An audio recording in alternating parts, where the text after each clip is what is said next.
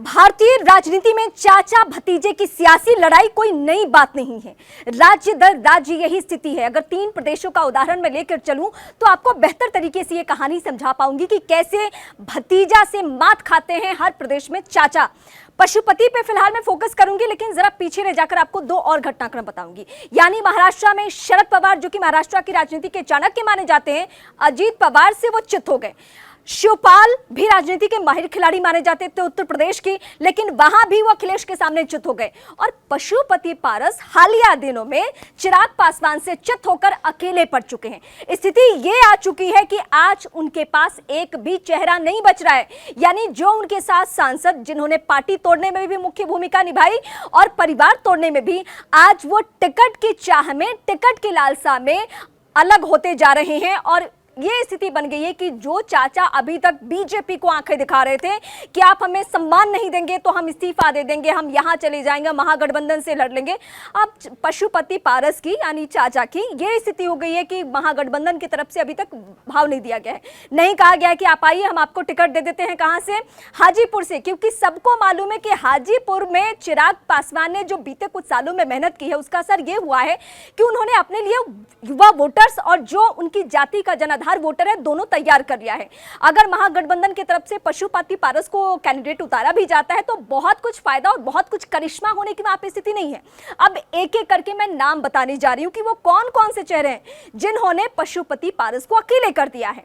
Prince, जो कि उनके दूसरे भतीजे हैं, एक और भतीजे, मतलब चिराग पासवान से तो उन्होंने पटकनी खाई ही खाई, लेकिन जो प्रिंस राज हैं, जो कि उनके दूसरे भाई रामचंद्र पासवान के जो बेटे हैं, वो भी टिकट की लालसा में वो चाह रहे हैं कि चिराग पासवान उन्हें वैल्यू दे।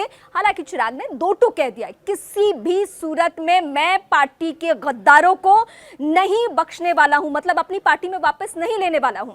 वीणा देवी, जिनके पति ने बड़ी भूमिका निभाई थी पार्टी तोड़ने में, उनको लेकर भी चिराग के मन में बहुत नाराजगी है। वीणा देवी हालांकि बहुत चक्कर काट रही हैं, दिल्ली के चिराग के घर पे भी आके मुलाकात करती हैं और पटना में भी जाके मुलाकात करती हैं, कोई असर नहीं होने जा रहा है। वीणा देवी को टिकट नहीं मिलने जा रहा है, ये कंफर्म मान के चलिए।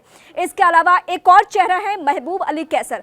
हालांकि इनको लेकर अभी थोड़ी सी संशय की स्थिति इसलिए है क्योंकि खगड़िया से कोई कैंडिडेट उस तरीके से अभी चिराग के पास है नहीं, तो हो सकता है कि शायद इन पर भरोसा किया जा सके, लेकिन ये भी गुंजाइश ना के बराबर है। वहां भी मतलब स्थिति वैसी नहीं है। यानी चाचा के पास ना महबूब अली कैसर, ना प्रिंस राज भतीजा, ना वीणा देवी, कोई बचा ही नहीं है। कोई ऐसा चेहरा नहीं है जो पशुपति पारस को आज की तारीख में कहे कि आप जिस राह चलिएगा हम आपके साथ हो लेंगे। यही इसीलिए कहा जाता है कि भारतीय राजनीति में ना स्थायी तौर पे दोस्ती होती है, ना स्थायी तौर पे दुश्मनी होती है, और ये इन नेताओं ने भांप लिया है। अब इस बीच एक और एंगल सामने आ रहा है। क्या हाजीपुर सीट को लेकर चिराग पासवान ने इस तरीके से प्लानिंग की है कि कोई भी पार्टी मौजूदा वक्त में पशुपति पारस को वैल्यू देने के लिए तैयार नहीं है, कोई उन पे उस तरीके से भरोसा करने के लिए तैयार नहीं है, क्योंकि सबके जहन में यह है कि जो अपने भतीजे का ना हुआ, जो अपने परिवार का ना हुआ, जो अपनी पार्टी बीजेपी जैसे मजबूत पार्टी का ना हुआ, वो किसका भरोसा जीत पाएगा। तो अवसरवादी राजनीति जो पशुपति पारस कर रहे हैं, उसको लेकर फिलहाल वो अलग थलग बिहार की राजनीति में पड़ चुके हैं। आज की तारीख में उन्होंने अभी तक कोई अनाउंसमेंट नहीं किया था। जैसे ही एनडीए की तरफ से सीट शेयरिंग का फॉर्मूला तय हुआ, जैसे ही पब्लिकली सारी बातें सामने आई, उन्होंने तेवर दिखाया, कहा कि अब मैं फैसला लेने जा रहा हूं।